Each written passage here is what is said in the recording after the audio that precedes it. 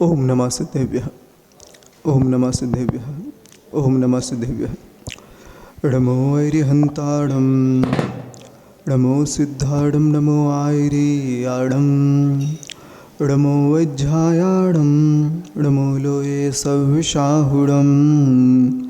श्री अनंतानंद परम सिद्ध परमेष्टि भगवान की, चिंतामणि श्री पारसनाथ भगवान की, आचार्य गुरुवर श्री कुंद कुंद महाराज की, आचार्य गुरुवर श्री विद्यासागर जी मुनि महाराज की, पूज्य मुनिवर श्री धर्म सागर जी महाराज की, पूज्य मुनिवर श्री आगम सागर जी महाराज की, पूज्य मुनिवर श्री पुनीत सागर जी महाराज की, पूज्य मुनिवर श्री भाव सागर जी महाराज की, 3 कम 9 करोड़ मुनि महाराज की, पूज्य निरापा सागर जी महाराज की जय, मुनि संघ की जय, आरिका संघ की जय। एक प्रसंग पढ़ा था, पढ़ने के बाद हमें भी अचरज सा लगा कि ऐसे कैसे संभव है। तो क्या संभव है? तो पोटेशियम साइनाइड होता है एक जहर, जिसका स्वाद अभी तक कोई बता नहीं पाया,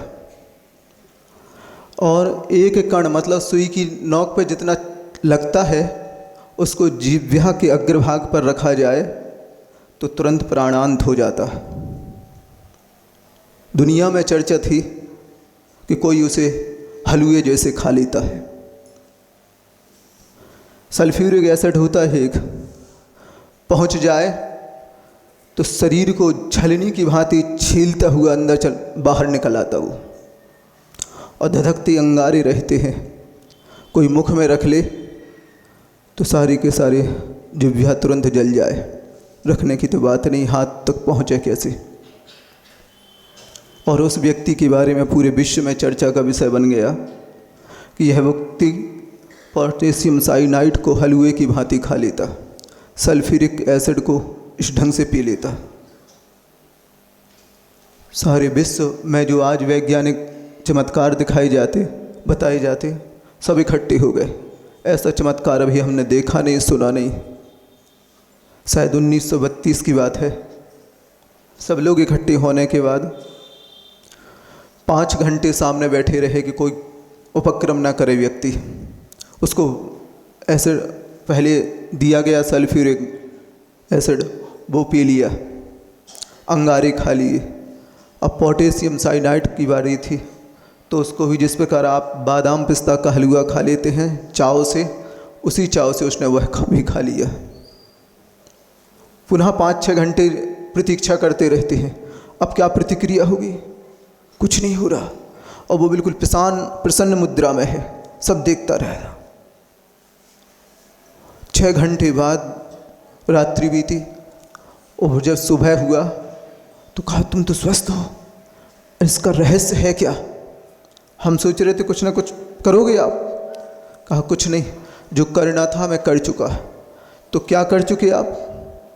तो कहा कुछ और नहीं है, मैंने लगभग 50 वर्ष हिमालय की कंदराओं में बैठ के उपयोग को एकाग्र किया है।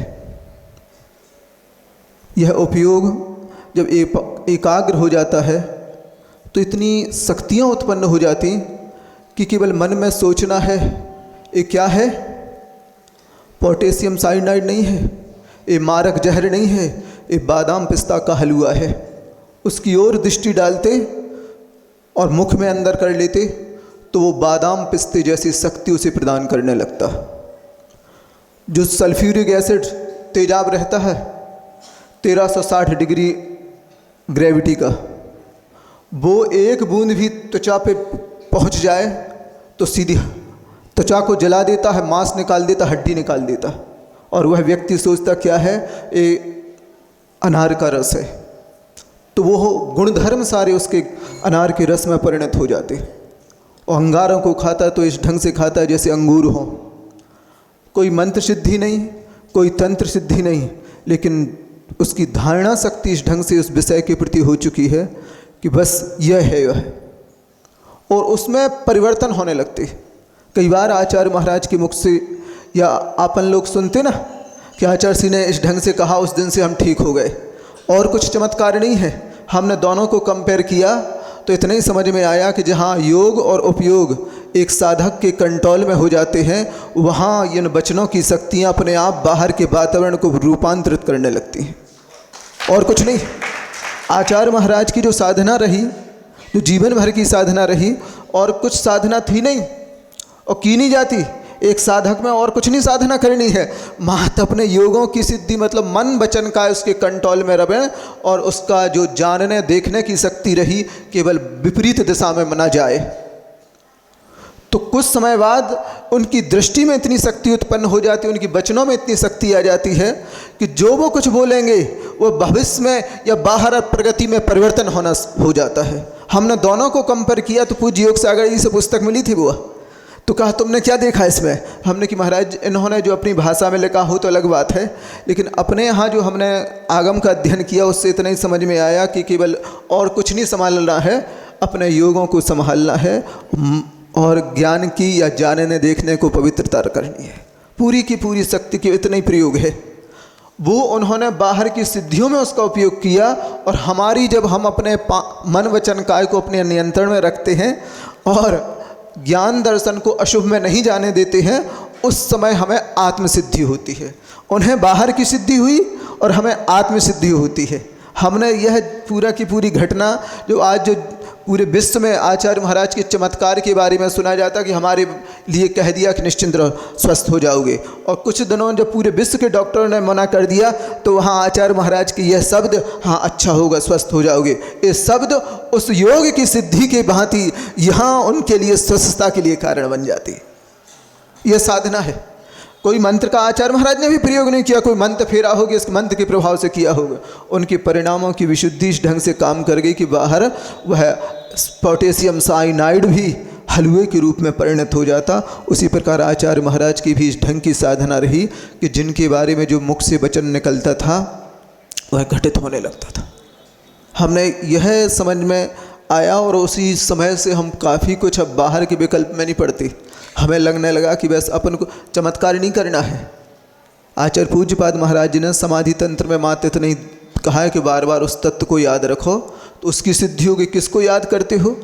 तुम्हारे ज्ञान का विषय कौन बनता है? हम स्वयं सोच लें, बचपन से लेकर अभी तक हमारे ज्ञान का जो विषय बनता है तो स्पर्श रस गंध और वर्ण बनता है।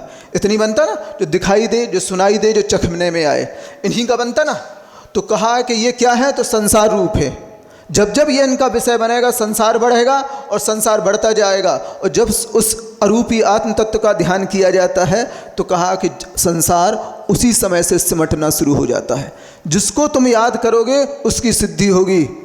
जिसको तुम याद करोगे, तुमने रूपी पदार्थ संसार है, तुमने उसको याद किया, संसार बढ़ेगा। अरूपी आत्म तत्व का चिंतन करोगे तो ध्यान रखो मुक्ति और आत्म तत्व की उपलब्धि होगी। और इन्हीं भावनाओं के साथ के सबके लिए उस आत्म तत्व की उपलब्धि हो, ऐसे पूज्य मुनि श्री भावसागर जी महाराज, पूज्य मुनि श्री भावसागर जी महाराज के चरणों में है कि ऐसी कुछ आप भी अनोखी बातें वाले वचन हम सबको अनुग्रहित करवाएं। पूज्य मुनि श्री भावसागर।